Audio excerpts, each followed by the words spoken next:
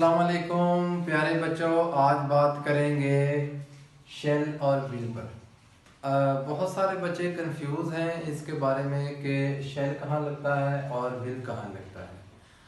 प्यारे बच्चों, सबसे पहले समझने की बात ये है कि जब हम किसी चीज़ को समझने का इरादा कर लेते हैं तो फिर दुनिया की कोई ऐसी ताकत नहीं है जो आपको समझ में ना आने दे। सिर्फ आपकी कोशिश आपकी ज़िंदगी बदल सकती है और आपको किसी का दिया हुआ सहारा काम नहीं कर सकता। 100 में से 95% लोग ज़िंदगी में सिर्फ किक बैक का इंतज़ार करते रहते हैं और अपना वक्त ज़ाया कर देते हैं, जबकि आपको मेहनत खुद करनी पड़ती है। इसका कोई नेमल बदल नहीं है दुनिया में, इसका कोई मुतबादल नहीं है। आपने जब ये सोच लिया कि मैंने तरक्की करनी है, उस वक्त आप तरक्की करेंगे, वगरना आप सिर्फ इंतज़ार यानी कि वेटिंग लिस्ट में रहेंगे। आइए आज का लेक्चर शुरू करते हैं विल और शेल पर। विल और शेल के बारे में बहुत सारे बच्चे कंफ्यूज हैं। विल किसके साथ लगाएं, शेल किसके साथ लगाएं। आज आपकी ये कंफ्यूजन बिल्कुल ख़त्म हो जाएगी। आज आप बिल्कुल क्लियर हो जाएंगे, आपको पता चल जाएगा कि विल और शेल कहाँ लगता है। आइए नाज़रीन शुरू करते हैं। सबसे पहले ये समझ लेते हैं कि इनको सब्जेक्ट कहते हैं।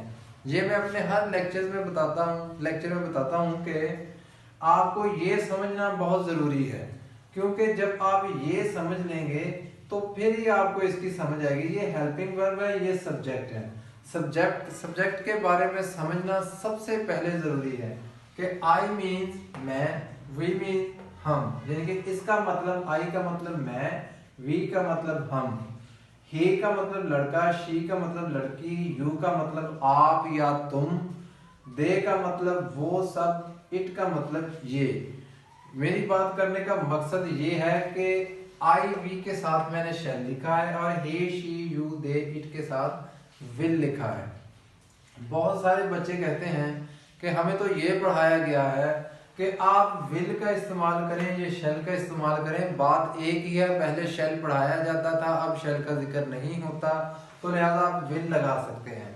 अगर आप इंग्लिश ग्रामर के मुताबिक सही मायनों में जाकर देखें कि आई और वी के साथ शेल का इस्तेमाल लाजम है हर सूरत, लेकिन विल का मतलब सबको समझ आता है तो लोग I will, we shall, we will के साथ गुजारा कर लेते हैं, जबकि ऐसा हरगिज नहीं है। जब भी आप आई और वी का जिक्र करेंगे, यानी कि मैं और हम का जिक्र करेंगे, तो उसके साथ शेल लाजिम है। अगर आप शेल नहीं लगाएंगे, विल लगाएंगे, तो ग्रामर के हिसाब से ये फिक्रा गलत है। लेकिन जैसे एक रवश चल जाती है कि इंसान कोई भी बात करता है वो अपनों को समझ आ जाती है, ये एक फैमिली सिस्टम बन गया है कि आप विल के साथ बात करें, सारी दुनिया इसको समझती है। लेकिन ग्रामर के एतबार से आई और वी के साथ शेल लगता है। तो आइए शेल का मतलब समझते हैं। इसका मतलब होता है कि होगा। शेल का और विल का एक ही मतलब है, लेकिन चूंकि ये दो लफ्ज हैं, आखिर दो लफ्ज होने का भी दुनिया में कोई मकसद है। तो आइए शुरू करते हैं। एक फिक्रा ले लेते हैं। जिस तरह हम कहते हैं कि I shall go to the home, यानी कि मैं शाम को जाऊंगा अपने घर, और इसी तरह आप कहते हैं कि we shall go to the home, मैं जाऊंगा शाम को घर। शाम का जिक्र इस फिक्रे में नहीं है, लेकिन आने वाले वक्त के बारे में ये फिक्रा बोला जाएगा। ये फ्यूचर सिंपल में भी इस्तेमाल होते हैं, सादा फिक्रे में ये आने वाले वक्त के लिए इस्तेमाल होते हैं। और ये ही विल गो यानी कि टू द होम, और she will go to the home, और you will go to the home. ये इस तरह हम इसके फिक्रे बना सकते हैं।